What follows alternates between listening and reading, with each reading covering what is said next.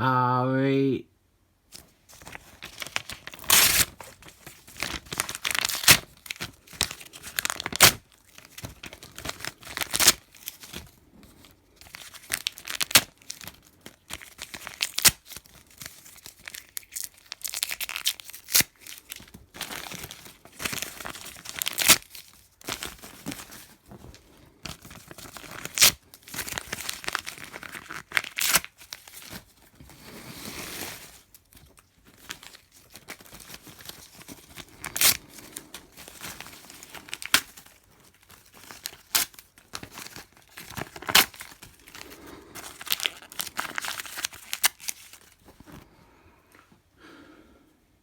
You know them videos that are like, I programmed an AI to write a Led Zeppelin song and stuff like that? When someone has input every Led Zeppelin lyric into a computer and using algorithms, it builds like a new song by Frankensteining common phrases and words that crop up in their lyrics. Well, right, I reckon Michael Brian Benson, he has been doing that with his scripts for at least 10 years now. And before I get the tinfoil out to make myself a nice new art, here's the thing. An AI couldn't write a comic because an AI wouldn't be able to actually do a plot. It wouldn't know how to set up a plot, how to keep it consistent, how to pay off that plot, and how to resolve it at the right point.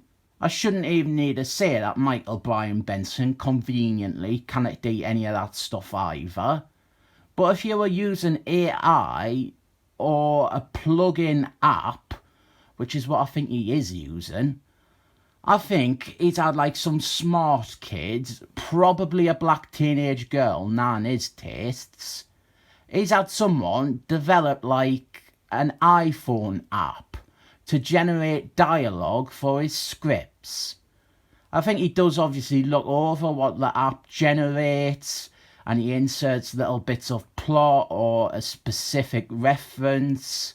This comic was entirely written by AI. Someone had inserted every previous Michael Brian Benson script into an app, and it turned out this as a new script. There is nothing in the whole thing that is unique to this comic.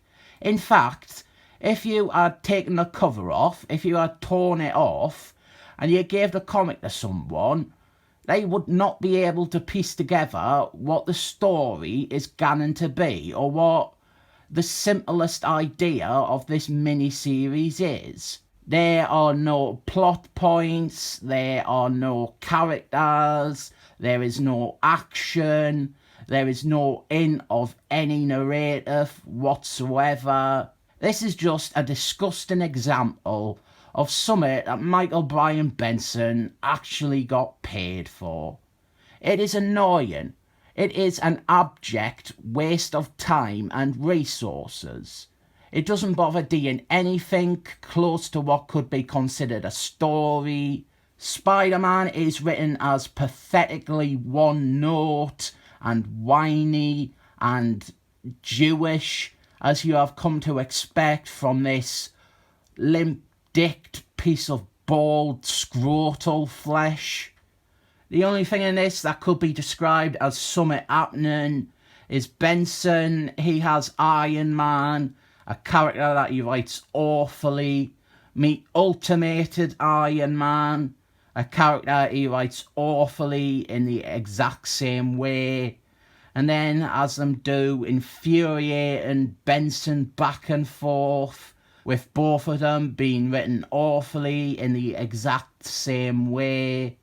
They have identical voices, which confuses the one fucking idea this pairing of the mainstream Marvel Universe and the Ultimated Marvel Universe should have, contrasting or comparing two different versions of characters.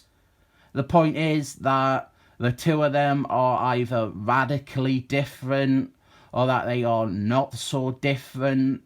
But by having them be the same punchable, out of touch man-child that all Benson's characters are, it doesn't adhere to either of those possibilities. It's a sort of distinction or thoughtful comparison that a computer would not be able to make. There really is nothing in this. It's just automatically generated dialogue. 23 pages of a cast of characters sat around and only one voice in the whole room. I mean, about 7 of the 30 or 40 characters present speak, and those 7 all have the same voice. There's about 14 pages worth of Spider-Man being all, "Oy vey," and having an annoying conversation with himself. It is meant to be the main Spider-Man, but if you didn't know that Ultimated Spider-Man was dead by that point, you would honestly have every reason to think that it was Ultimated Spider-Man. This is terrible. I hope Michael Bryan Benson has another elf scare, and this time it convinces him to reevaluate his life and pack in writing these disgusting, passionless vanity pieces. Michael Bryan Benson is the Bin Laden of comic books. I rate this 7 thumbs up.